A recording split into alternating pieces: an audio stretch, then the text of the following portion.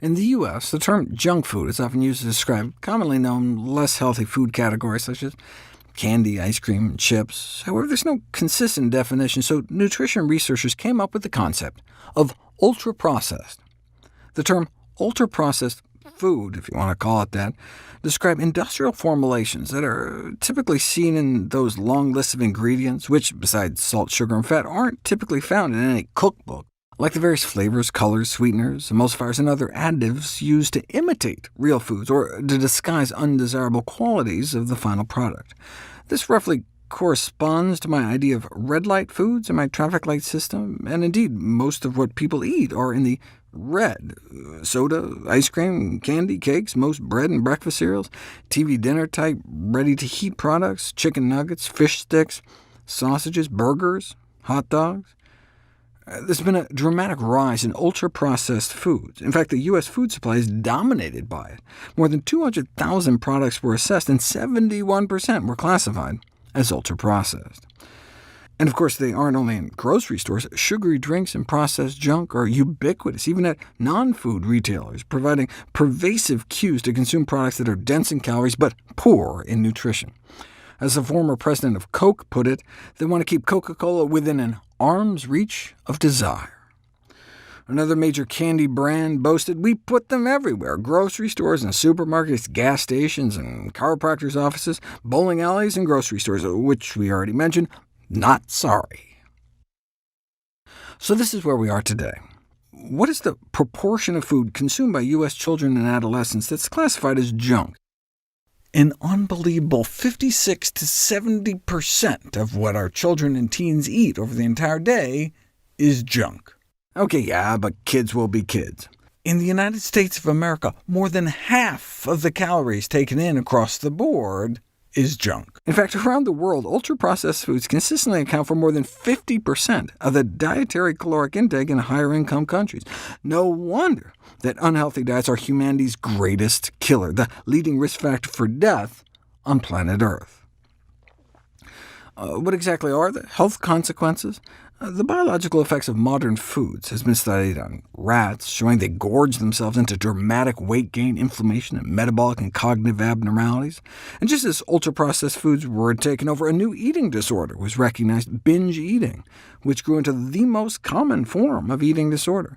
And not surprisingly, binge foods were found to be 100% ultra-processed. I say no surprise, because these foods are engineered so you can't have just one. Right? People don't tend to binge on broccoli. About 9 out of 10 studies found that ultra-processed food consumption was associated with adverse health outcomes, and not just obesity, but cancer, type 2 diabetes, cardiovascular diseases, irritable bowel syndrome, depression, frailty, all-cause mortality, meaning living a shorter life. Studies on youth add asthma to the list, as well as higher DNA damage. Not a single study reported an association between ultra-processed foods and beneficial health outcomes. In contrast, populations with low meat consumption and higher fiber and minimally processed food intake have far less chronic diseases, enjoy lower obesity rates, and live longer disease-free. But most findings were derived from observational studies. You don't know for sure if ultra-processed foods themselves are to blame until you put it to the test. There's never been a randomized controlled trial on ultra-processed food until now. 20 people were essentially locked in a hospital ward and received both ultra-processed and unprocessed diets for 14 days each. And here's the kicker. Diets were matched for presented calories, sugar, fat, fiber, and macronutrients. See, in response to criticism, manufacturers are now proposing reformulating their products, keeping them ultra-processed, but just tweaking them by adding some fiber, for instance, or reducing the sugar, fat, or salt.